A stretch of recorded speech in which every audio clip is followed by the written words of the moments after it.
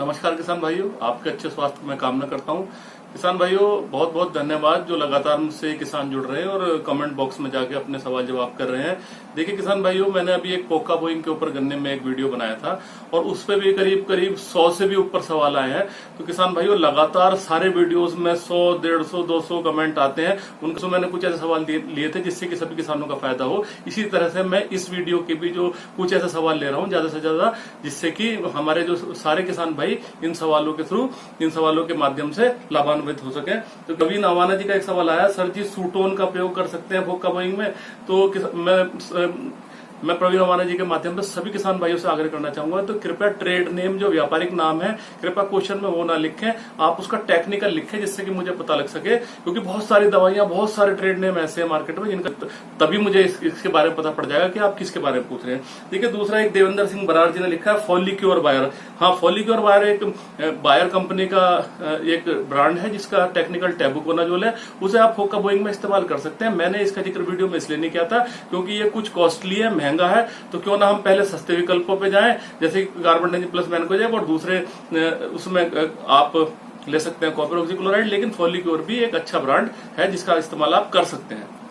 देखिए, इसके अलावा एक क्वेश्चन आया है मोनिका रोर जी का, सर क्या कोराजन के साथ में मिलाकर स्प्रे सागरिका या एनपीके 1919 पे लगा सकते हैं? देखिए, मेरी सीधी सीधी राय इस सवाल के माध्यम से सभी किसान भाइयों को बताने की है कि कोराजन में कोई भी प्रयोग ना करें।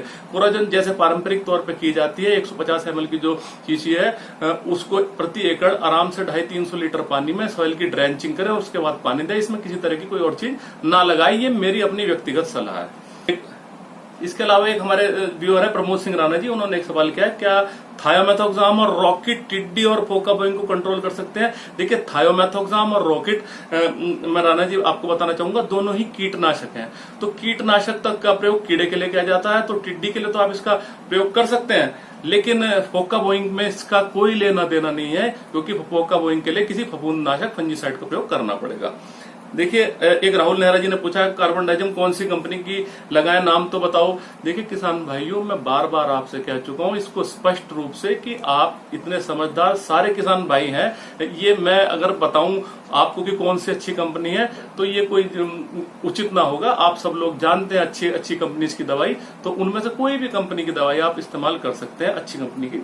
एक महेश कुमार जी का सवाल है, सर एनपीके 19-19-19 सागरिका कार्बन डाइजिम 50% तीनों का स्प्रे एक साथ मिला के कर सकते हैं? तो कहीं ना कहीं मैं आपको एक चीज बताना चाहूंगा किसान भाइयों, इस मिलाने के लिए डॉक्टर साहब इस एनपीके को इसमें मिला सकते हैं, इसको इसमें मिला सकते हैं, ऐसे बहुत सारे सवाल आते हैं। एक अमूमन मोटे तौर पे जैसे कि जो हमारे ग्रोथ हार्मोन्स होते हैं, जैसे कि जिब्रेलिक एसिड है या ईथरल है, इन्हें किसी के साथ नहीं मिलाना चाहिए। हमारे जो माइक्रो न्यूट्रिएंट्स होते हैं, इसका भी हो सके तो स्प्रे में प्रयोग अलग करना चाहिए। अदरवाइज कुछ चिलेटेड फॉर्म के जो होते हैं वो एनपीके के साथ मिलाए जा सकते हैं। इसके अलावा किसान भाइयों, कॉपर ऑक्सीक्लोराइड को भी मेरी जो राय है हमेशा अलग करना चाहिए, किसी के साथ नहीं मिलाना चाहिए। तो सबसे अच्छा तरीका तो किसान भाइयों ये है, जो भी चीज आप मिलाने जा रहे हैं इसके अलावा आप एक एक ढक्कन का घोल बना के उनको मिला के देख लीजिए, और अगर वो घोल नहीं फटता है तो आप फिर उसको मिला सकते हैं। क्योंकि अगर एक साथ सारी मात्रा में मिला दिया तो किसान भाइयों क्या होगा कि हमारा बहुत बड़ा नुकसान हो सकता है। इससे बचने के लिए थोड़ी सी मात्रा में मिला के हम देख सकते हैं। इसके अलावा किसान भाइयों, एक क्वेश्चन आया हमारे प्रमोद सिंह राणा जी का, अगर बोते टाइम कैपकेडिस सल्फर रीजेंट डाली थी और फफूंदनाशक भी डाली थी तो क्या अब कार्बन डाइजम की जरूरत है या फिर कॉपर ऑक्सीक्लोराइड डालें? तो मैंने आपको पिछले वीडियो में पोका बोइंग के कुछ लक्षण बताए हैं, उन लक्षणों पर नजर बनाए रखें। अगर कहीं आपको पत्तियों पे सलबट दिखाई दे या पत्ती में ऐठन दिखाई दे या फिर आपको पत्तियों के जो है आगे ऊपर का भाग गलन सड़न दिखाई दे, तो आप इसका कॉपर ऑक्सीक्लोराइड का स्प्रे कर सकते हैं। शुभम कुमार जी ने पूछा है, सर गन्ने में टेलरिंग के लिए भी कुछ बताइए। देखिए किसान भाइयों, इस क्वेश्चन के माध्यम से मैं सभी किसान भाइयों से एक आग्रह करना चाहूंगा, खेती सलाह यूट्यूब पर खेती सलाह चैनल पर जाकर कृपया गन्ने से संबंधित 15 से 20 वीडियो अभी तक बनाए जा चुके हैं, जिसमें सभी वीडियो में हमने कुछ न कुछ ऐसी जानकारी दी जिससे गन्ने का ब्याज बढ़े, गन्ने की सारी जानकारी आपको दे। तो कृपया उन वीडियोस को जाके एक बार अवश्य देखें, जिससे कि ज्यादातर सवालों का हल आपको मिल जाए। देखिए किसान भाइयों, अमित ढाका जी ने लिखा है कोनिका है पोक्का बोइंग के लिए। अब मैं ये नहीं जान पा रहा हूँ कि इन्होंने मुझे जानकारी दी है या इन्होंने पूछा है, लेकिन हाँ मैं बता दूं कोनिका भी एक धानुका कंपनी की दवाई है जिसमें कॉपर ऑक्सीक्लोराइड है और बैक्टीरिया नाशक दोनों मिला हुआ है। तो कोनिका दवाई भी आप का इस्तेमाल भी पोक्का बोइंग के लिए आप कर सकते हैं। एक हमारे अशोक बालियान जी ने पूछा है कि सल्फर और जिंक का प्रयोग 40-45 दिनों में गन्ने पर कैसे करें, सुझाव दीजिए। देखिए बालियान जी, मैं आपको बताना चाहूंगा, जिंक है या सल्फर है, जैसे आप यूरिया है, यूरिया 100 लीटर पानी में 2.5 किलो या 3 किलो यूरिया 100 लीटर पानी के लिए, जो 2.5-3 बीघे के लिए पर्याप्त होता है, और उस 100 लीटर पानी में 500 ग्राम जिंक सल्फेट या तो इस तरह से स्प्रे करके आप दे सकते हैं, या फिर चिलेटेड फॉर्म के जो बाजार में आते हैं EDTA है 12%, उसको भी मिला के आप ले सकते हैं 1 एकड़ के लिए। और इसी तरह से सल्फर जो आती है, सल्फर भी लिक्विड फॉर्म में भी बाजार में आती है, और नीचे अगर आप देना चाहें तो नीचे भी आप यूरिया के साथ मिला के 3 किलो 80 WDG वाली सल्फर आप नीचे भी दे सकते हैं। तो इस तरह से आप अपना जिंक और सल्फर को फसल में दे सकते हैं। लविक जे जी ने पूछा है सर जिब्रेलिक एसिड पर वीडियो बनाइए। बिल्कुल बनाऊंगा, बहुत जरूरी। अब वो समय आ गया है कि जिब्रेलिक एसिड पे की जानकारी आपको देनी चाहिए।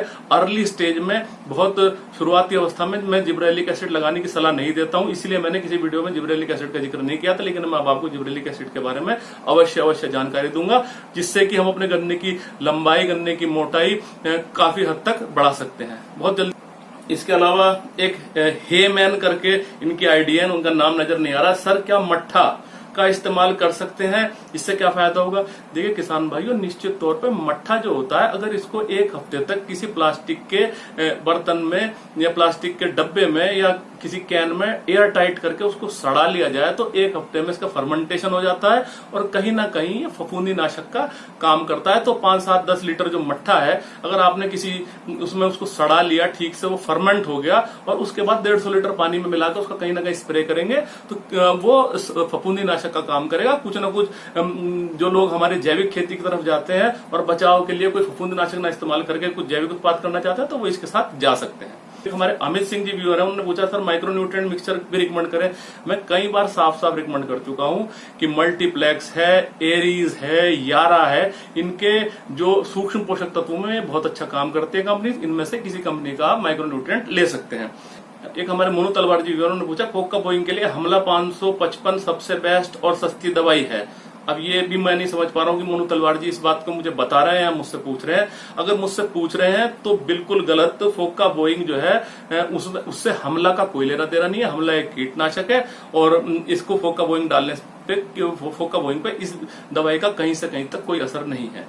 एक हमारे जितेंद्र कुमार जी ने पूछा है हेलो सर, पेस्टिसाइड के साथ फंजीसाइड का यूज कर सकते हैं? बिल्कुल कर सकते हैं। बहुत सारे पेस्टिसाइड, बहुत सारे फंजीसाइड मिल जाते हैं। बात वही रखें कि इन दोनों को अलग अलग मिला के देख लीजिए थोड़ी थोड़ी दवाई, और अगर घोल नहीं फट रहा है तो आप उसका स्प्रे कर सकते हैं। इसके अलावा सर बोरोन की कमी के लक्षण के बारे में भी बताएं। देखिए बोरोन की कमी के लक्षण भी कुछ न कुछ हद तक ये पोक्का बोइंग डिजीज से मिलते हैं। इसके लिए मैं बहुत जल्दी एक वीडियो लेकर आपके सामने हाजिर हूंगा।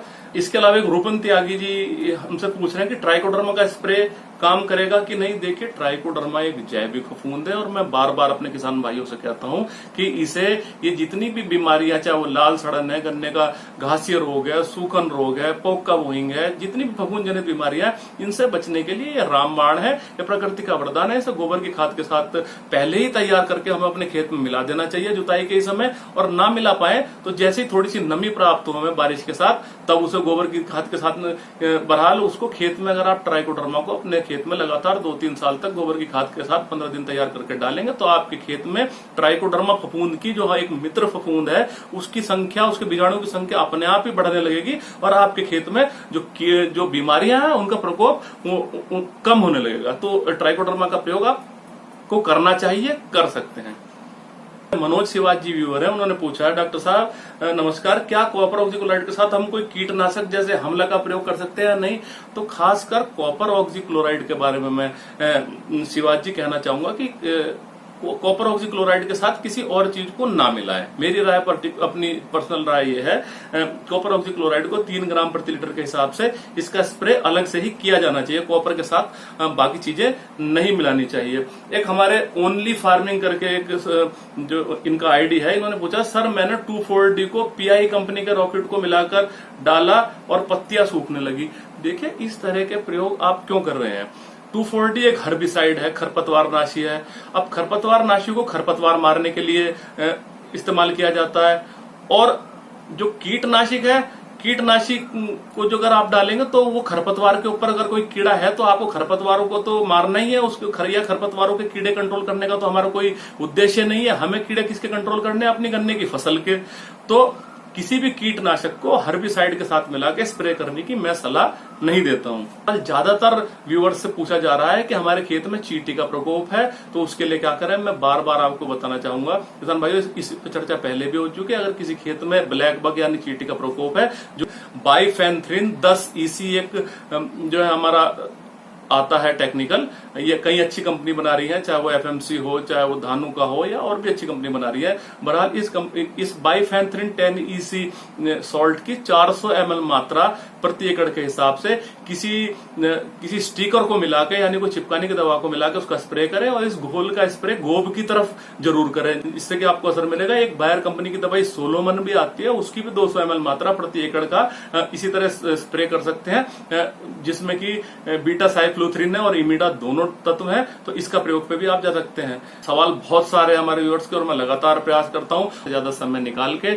आपके सवालों का जवाब देता रहूं। ये भाग 2 था। बहुत ही जल्दी मैं गन्ने के जो हमारे पिछले वीडियोस पे सवाल जवाब रह गए उन्हें लेके लगातार 3, 4, 5, 6 इन पार्ट्स के माध्यम से गन्ने के सवाल जवाब जरूर करता रहूंगा। आप इन सभी वीडियोस को पूरे देखिएगा, अंत तक करके बेल आइकन जरूर दबा दीजिएगा, जिससे कि आपको जो भी मैं यहाँ से आपको वीडियो शेयर करूं वो नोटिफिकेशन के रूप में आपके मोबाइल पर अपने आप ही पहुंचता रहे और आपको पूरी जानकारी लगातार मिलती रहे। इसी क्रम में मैं नया वीडियो लेके आपके सामने फिर जल्दी हाजिर होऊंगा। किसान भाइयों, अपने स्वास्थ्य का ध्यान रखें। जय हिंद, जय भारत।